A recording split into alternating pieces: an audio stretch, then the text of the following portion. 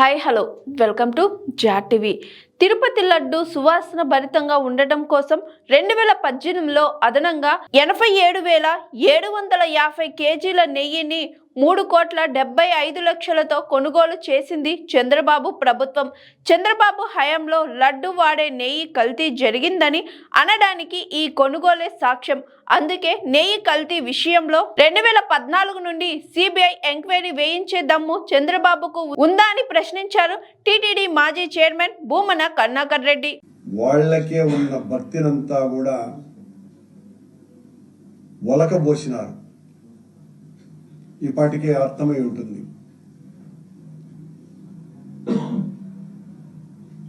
జగన్మోహన్ రెడ్డి గారి హయాంలో అనేక తప్పులు జరిగినాయి అని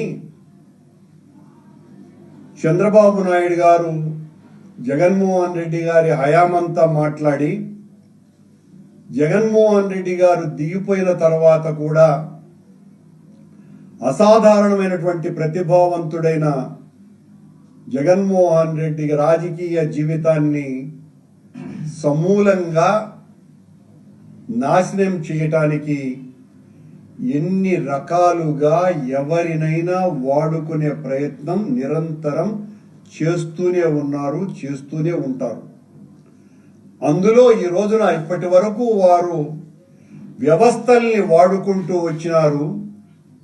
ఈరోజు సాక్షాత్తు శ్రీ మహావిష్ణువైన వెంకటేశ్వర స్వామినే వాడుకునే ప్రయత్నం చేస్తున్నారు. ఈరోజు వాళ్ళు పత్రికా సమావేశంలో మాట్లాడి చాలా నంగిగా ఆ నంగి మాటలన్నీ కూడా వింటూ ఉంటే వీళ్ళేందబ్బా ఇట్లా మారిపోయినారే, రోజు దాడి చేసినట్టు మాట్లాడేవాళ్ళు కాస్త ఒక్కసారిగా మెత్తగా మేము వాస్తవాలు ప్రజలకు తెలియజెప్పదలుచుకున్నాం అనే మాటలలోనే వాళ్ళ భయం కనపడుతుంది. వాళ్ళేదో వాస్తవాలు చెప్పడానికి కాదు అలా మాట్లాడింది. దొరికిపోయినాము దొంగలము అన్నటువంటి భయంతో చంద్రబాబు నాయుడు గారు ఈరోజు జరిపినటువంటి ఆ సమావేశము గతంలో ఆయన వ్యవహార శైలికి భిన్నంగా మొదటిసారి మిగతా రెండు పార్టీల నాయకులను పిలిచి తాను చేసినటువంటి తప్పులో వాళ్లను కూడా భాగస్వామ్యులను చేయటానికే ఆ పత్రికా సమావేశం ఏర్పాటు చేసినట్టుగా ఉన్నది. చంద్రబాబు నాయుడు గారు పూర్తిగా డిఫెన్స్ లో పడిపోయారు కాబట్టి చంద్రబాబు గారు చేసిన తప్పుకు భగవంతునికి క్షమాపణలు చెప్పమని చెప్పి మా నాయకుడు జగన్మోహన్ రెడ్డి గారు డిమాండ్ చేసిన తరువాత చంద్రబాబు నాయుడు గారు, పవన్ కళ్యాణ్ గారు ఈరోజు మాట్లాడినటువంటి మాటలు వింటే ఎవరికైనా నవ్వు కలిగిస్తుంది. సనాతన ధర్మాన్ని పరిరక్షించటానికి మేము అనేక కార్యక్రమాలు చేస్తూ ఉంటే ఇంత దారుణం జరగటం ఆశ్చర్యము అని పవన్ కళ్యాణ్ గారు, ఆయన ఈ 10 సంవత్సరాలలో అనేక సార్లు నేను బాప్టిజం తీసుకున్నా,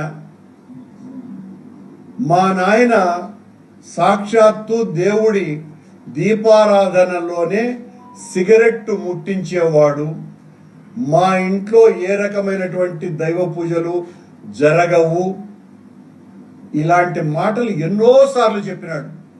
గొడ్డు మాంసం అవసరమైతే నేను ఖచ్చితంగా తింటాను, బాప్టిజం తీసుకున్నాను అని ఆయన ఈ రోజున సనాతన హైందవ ధర్మ పరిరక్షక అవతారిగా మారి చంద్రబాబు నాయుడు గారి ఆలోచనలకు అమ్ముడు పోయి ఆయన ఈ రోజున పత్రికా సమావేశంలో మాట్లాడినటువంటి మాటలు వింటే ఆశ్చర్యం వేస్తుంది. ఇక చంద్రబాబు నాయుడు గారు తనంత భక్తుడే లేడని, చిన్నప్పటి నుంచి నేను మా ఊరి నుంచి అలిమేలు బంగాపురం వైపు చూస్తే వెంకటేశ్వర స్వామి వైపు చూస్తాను. అలా చూసే నా కార్యక్రమాలు మొదలవుతాయి. మీరు ఒక్కరే ఉన్నారా భగవంతుడి భక్తుడు? రోజు 1,00,000 మంది వస్తారు వెంకటేశ్వర స్వామిని దర్శించుకునేదానికి. వాళ్ళెవరు భక్తులు కాదు, ఈయన ఒక్కడే భక్తుడు. ఈ భక్తుడు ఆయన హయాంలో దాదాపు 10ల సంఖ్యలో దేవుడి ఆలయాలు కూల్చివేస్తే మాట్లాడు కానీ పలకలేదు. కానీ ఈ రోజున జగన్మోహన్ రెడ్డి గారి హయాంలో ఏదో దేవాలయాలన్నీ కూడా నాశనం చేశారని దాని మీద పెద్ద మాటలన్నీ కూడా మాట్లాడారు పవన్ కళ్యాణ్, చంద్రబాబు నాయుడు గారు. నీ హయాంలో జరిగినటువంటి ఘోరాలు నీ హయాంలో అప్పుడు కాదు కదా, ఇప్పుడేం జరుగుతున్నాయి టీటీడీలో అన్నటువంటి విషయాలు కూడా మాట్లాడుకోవాలి, గుర్తు చేయాలి కదా మీకు. మీరు వచ్చిన తర్వాత కొండ మీద మద్య మాంసాలు అనేక సార్లు దొరికినాయి, బిర్యానీలు దొరికినారు, తాగి గొడవలు చేసుకొని దొరికినారు. మొన్నకు మొన్న మందు బాటిళ్ళు విచ్చలవిడిగా దొరికితే అది మా పార్టీ కార్యకర్త మీద కేసు బనాయించి జైల్లో పెట్టినారు. ఇంకెన్ని చెప్పాలా? మీ హయాంలోనే తొక్కిసలాటలో 6 మంది భక్తులు చనిపోయారు వైకుంఠ ఏకాదశి రోజు. నన్ను దేవుడు ఉన్నాడు కాబట్టే నన్ను 23 మైన్లు పేలిస్తే నేను బతికాను. మీరు బతికినందుకు మాకు కూడా సంతోషమే చంద్రబాబు నాయుడు గారు, అందులో ఏ రకమైనటువంటి అనుమానం లేదు. ఆ రోజున మీకు గాయం జరిగినప్పుడు బాధపడిన వాళ్ళల్లో మొట్టమొదటి వ్యక్తి వైఎస్ రాజశేఖర రెడ్డి గారు, ఆయన పక్కనే ఉన్నటువంటి నేను. మీ మీద గాయం జరిగినందుకు అందరూ మీ పార్టీ వాళ్లతో సహా అందరూ గజగజలాడిపోతుంటే నక్సలైట్ల భయానికి రాజశేఖర రెడ్డి గారు, నేను ఆ రోజు మీ మీద జరిగిన దాడికి ఇది అమానుషం అమానవీయమనని గాంధీ బొమ్మ దగ్గర నిరసన దీక్ష మేము చేస్తే రాజశేఖర రెడ్డి గారు చేసిన తరువాతనే మొత్తం రాష్ట్రం అంతా కూడా మీ పార్టీ కార్యకర్తలు బయటికి వచ్చినారు అన్న విషయాన్ని గుర్తు చేస్తున్నా. మీరంటారు ఆయన వెంకటేశ్వర స్వామి దయ వలనే నేను బ్రతికినాను అని.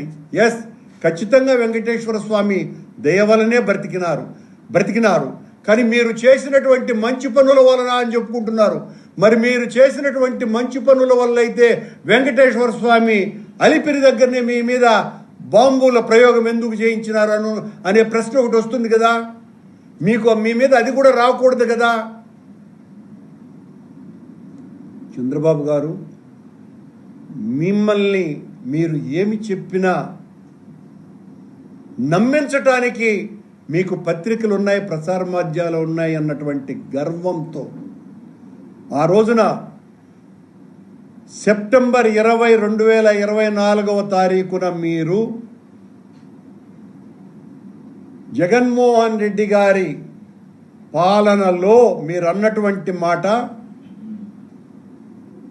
నెయ్యిలో లడ్డూలో నెయ్యికి బదులు నెయ్యే లేకుండా యానిమల్ ఫ్యాట్ వాడారు అన్న మాట మొత్తం ప్రపంచమంతా వెళ్ళింది. ఈరోజు మీరేం మాట్లాడుతున్నారు?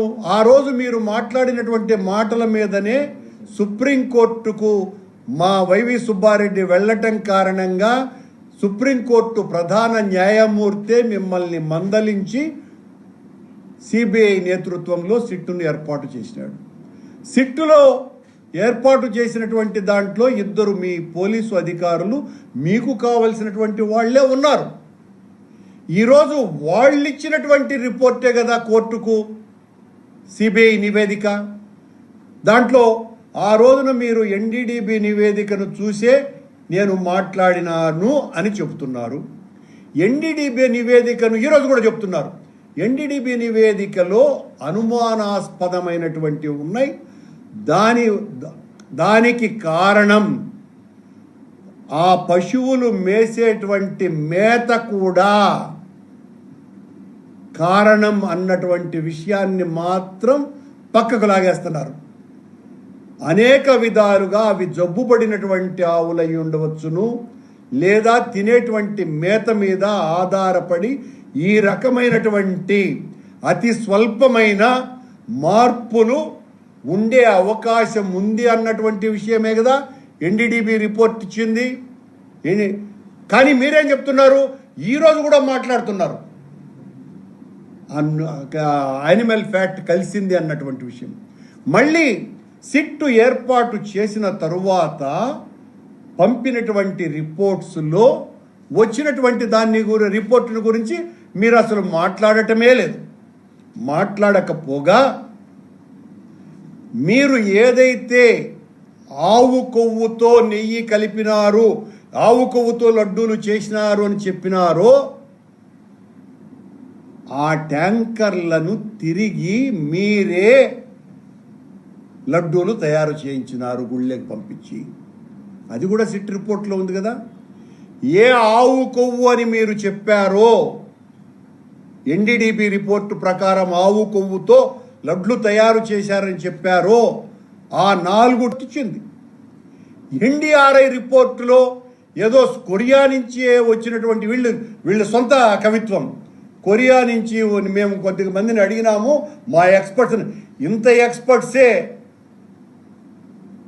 1 సంవత్సరం అంతా కూడా మొత్తం అన్ని పనులు మానేసి మొత్తం విచారణ చేయించినటువంటి వాళ్ళ విచారణ కాదంట. పయావుల కేశవు, చంద్రబాబు నాయుడు వీళ్ళిద్దరూ సొంతంగా మేమిద్దరము అడిగినటువంటి ఎక్స్పర్ట్స్ కొరియా నుంచి వచ్చినటువంటి శాంపుల్స్లో యానిమల్ ఫ్యాట్తో తయారు చేసినటువంటివి అయ్యుండవచ్చును అని మళ్ళా మేము చాలా బాధపడిపోతున్నాం భక్తులకు ఈ విషయాలన్నీ చెప్పడానికి అని అసమానమైనటువంటి నటనను ప్రదర్శిస్తూ తమకు అనుకూలంగా మార్చుకోవటానికి కాదయ్యా. ఈ రోజున సిట్టులో వేసినటువంటి 2 అధికారులే కదా తీర్పిచ్చింది, విచారణ చేయించింది. సిబిఐ నేతృత్వంలో ఉన్నటువంటి సిట్లో వాళ్ళు ఇచ్చినటువంటి విచారణ ఏం చెప్తోంది? ఎక్కడ యానిమల్ ఫ్యాట్తో లాడ్తో అంటే పంది కొవ్వుతో చేప నూనెతో లడ్లు తయారీ కాలేదు అన్నటువంటి విషయం వాళ్ళు స్పష్టంగా చెప్పినారు. దానికి చంద్రబాబు నాయుడు గారు ఈరోజు ఒక కొత్త కలరింగ్ ఇస్తున్నాడు. తన భాగస్వామ్య పార్టీలతో జగన్మోహన్ రెడ్డి గారి మీద వెంకటేశ్వర స్వామి లడ్డూను ఒక చేతి బాంబుగా తయారు చేసి జగన్మోహన్ రెడ్డి గారి నెత్తి మీద దైవద్రోహానికి పాల్పడేటువంటి వాళ్ళు వీళ్ళు. ఇదేదో డబ్బులకు సంబంధించిన విషయం కాదు, పని కట్టుకొని డెలిబరేట్గా దైవద్రోహానికి పాల్పడేటువంటి చర్య ఇది అని మాట్లాడుతున్నారు. ఎక్కడ సిట్ ఒక్క చోట కూడా యానిమల్ ఫ్యాట్ కలిసింది అని వాళ్ళు నివేదికలో ఇవ్వకపోయినా ఇచ్చినట్టుగా మీ సొంత కవిత్వాలతో అల్లి మేము అడుగుతున్నాం కదా, మేమెక్కడా కూడా కల్తీ జరగలేదు అన్నటువంటి విషయాన్ని చెప్పటం లేదు. నువ్వు అంటున్నటువంటిది ఏంటిది? 1 సంవత్సరం కాలగా పంది కొవ్వు, ఆవు కొవ్వు. ఈరోజు కూడా పవన్ కళ్యాణ్ ఎంత దారుణంగా మాట్లాడినాడు. మొన్న జరిగినటువంటి ఆయన శాసనసభ సమావేశంలో నేనేమి అలా మాట్లాడలేదు, ఆనాడు నాకు ఎవరో చెబితే ఆ రకంగా మాట్లాడాను, ఆ లడ్డూలను అయోధ్యకు పంపించినటువంటి లడ్డూల విషయంలో అని చెప్పినటువంటి వ్యక్తి ఈ రోజున మళ్ళీ ఈ పత్రికా సమావేశంలో ఈ రోజున అన్ని విషయాలు తెలుసుకున్నాను నేను. ఆ లడ్లల్లో అయోధ్యకు అత్యంత పవిత్రమైన ఆ దేవాలయానికి పంపించినటువంటి లడ్లన్నీ కూడా ఈ పంది కొవ్వు, ఆవు కొవ్వు, చేప నూనెతో తయారు చేసి పంపించినటువంటివి అనేటువంటి మాట మాట్లాడతాడు. దీనికి పవన్ కళ్యాణ్కి చాలాసార్లు స్పష్టత ఇచ్చినాం మేము. ఆ లడ్లని, ఆ 1,00,000 లడ్లని పంపించింది ఈరోజు నీ ప్రభుత్వంలో ఉన్న పాలక మండలి సభ్యుడైన సౌరభ్ బోరా అనేటువంటి పాలక మండలి సభ్యుడు. ఆయన నేను డొనేట్ చేస్తానునని 30 లక్షల రూపాయల ఖరీదు చేసేటువంటి నెయ్యిని అందించి ఆయన నెయ్యితో ఆ 1,00,000 లడ్లు నేను రాముడికి భక్తుణ్ణి అని ఆయన తయారు చేయించి పంపించినటువంటి లడ్లు అవి. పవన్ కళ్యాణ్ గారు ఇప్పటికైనా తెలుసుకోండి. మీరు పదే చెప్పిన అబద్ధమే చెప్తూనే ఉన్నారు. ఈరోజు చంద్రబాబు నాయుడు గారు ఒక మాట మాట్లాడినారు. ఆయన సభ మిగతా వాళ్ళు కూడా సుబ్బారెడ్డిని సిఎఫ్టిఆర్ఐ రిపోర్టు అడిగితే తొక్కిపట్టినారు అని. అసలు నాకు అర్థం కాల. సిఎఫ్టిఆర్ఐ రిపోర్టు కోసమని పంపించిందే సుబ్బారెడ్డి అయితే తొక్కెట్టబడతాడండి? నాకు అర్థం కాల. మీ ప్రకారం అయితే మేము దొంగలమైతే ఎక్కడైనా దొంగతనానికి పోయే ఇంటికి సీసీ కెమెరా అమర్చిపోతాడండి? ఇది సాధ్యమా? లేదా పోలీస్ స్టేషన్కు ఫోన్ చేసి నేను పలానా ఇంటికి దొంగతనానికి పోతున్నాను, మీరు వచ్చిన తర్వాతనే దొంగతనానికి పోతాను అంటాడా? ఏం లాజిక్ అన్నా ఉండాలి కదా. సుబ్బారెడ్డి గారే సిఎఫ్టిఆర్ఐకి పంపించాడంట, మళ్ళా వచ్చిన తర్వాత నొక్కి పట్టినాడంట. ఎంత దారుణమైనటువంటి అపవాదులు వేస్తున్నారో సభ్య సమాజం ఆలోచించవలసిందిగా కోరుతున్నాం. అందులో ఉన్నటువంటి సభ్యులను పర్చేస్ కమిటీ మెంబర్లను కూడా వదలము అని ఆయన ఏదో మాట్లాడారు. ఆయన దానికి కారణం దాంట్లో నేనున్నాను కాబట్టి. మరి నేనే ఉన్నానా? నీ క్యాబినెట్లో ఉన్నటువంటి మంత్రి పార్థసారథి కూడా అందులో మెంబర్. ఇంకొక బోర్డు సభ్యురాలు అప్పుడు ఉన్నది, ఇప్పుడు మీ శాసనసభ్యురాలుగా ఉన్నది, ఇప్పుడు కూడా ఉన్నది. నన్ను పిలవనే లేదంటున్నాడు పార్థసారథి. మళ్ళీ సిట్టు వాళ్ళు నాతో చాలా స్పష్టంగా చెప్పినారు, సార్ మేము పార్థసారథి గారి ఇంటికి వెళ్ళి ఆయన్ని విచారించి వచ్చినాము సార్ అని చాలా స్పష్టంగా నాతోనే మాట్లాడినారు. ఎంత పచ్చి అబద్ధం. క్యాబినెట్ సమావేశంలోనే ఆ మంత్రి నేను వెళ్ళలేదు సార్, అంత కరుణాకర్ రెడ్డి చూసుకున్నాడు అని. కరుణాకర్ రెడ్డి అనేవాడు ప్రత్యేక ఆహ్వానితుడు మాత్రమే. అతనికి ఏ రకమైనటువంటి వాదనకు బలమయ్యేటువంటి విషయాలలో అర్హత లేనటువంటి ఒక ప్రేక్షక పాత్ర మాత్రమే ప్రత్యేక ఆహ్వానితుడిది. ఎంతసేపు నేను మాట్లాడుతున్నాను కాబట్టి నన్ను కూడా ఒక నేరస్తునిగా చేయాలనేటువంటి తాపత్రయం తప్ప ఏమున్నది? మేము మొదటి నుంచి చెప్తున్నాం.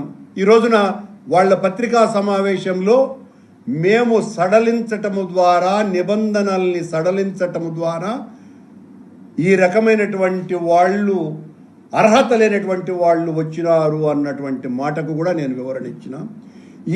ఆ నిబంధనని సడలించటము ద్వారా కొత్తగా టెండర్లలోకి వచ్చినటువంటి ఒక్క సంస్థ పేరైనా చెప్పమని చెప్పండి, సవాలు విసురుతున్నా చంద్రబాబు గారికి. ఆ నిబంధన కేంద్ర ప్రభుత్వ సరళీకృత విధానాలలో భాగంగా స్టార్టప్ కంపెనీలకు అవకాశం ఇవ్వాలా అన్నటువంటి సదుద్దేశంతో ఆంధ్ర, కర్ణాటక, తమిళనాడు, తెలంగాణ రాష్ట్రాలలో కొత్తగా వచ్చినటువంటి పారిశ్రామికవేత్తలకు అవకాశం కల్పించాలా అన్నటువంటి ఆలోచన చేసిందే తప్ప మరే రకమైనటువంటి దురుద్దేశము లేదు. దురుద్దేశమే ఉంటే ఎందుకు సంవత్సరం పాటు చంద్రబాబు గారే ప్రత్యేకంగా నియమించుకున్న ఇద్దరు అధికారులున్నటువంటి, ఆయనకు చాలా కావలసినటువంటి ఇద్దరు అధికారులున్న 5 మంది సభ్యులైన సిబిఐ సిట్ మమ్మల్ని దోషులుగా ప్రకటించలేదు? దీనికి సమాధానం చెప్పాలి కదా.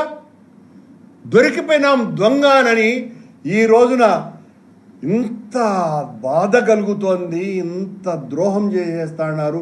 కనుక దీని మీద ఏకసభ్య కమిషన్ని వేయాలని దొంగల్ని ఎట్టు తిరిగి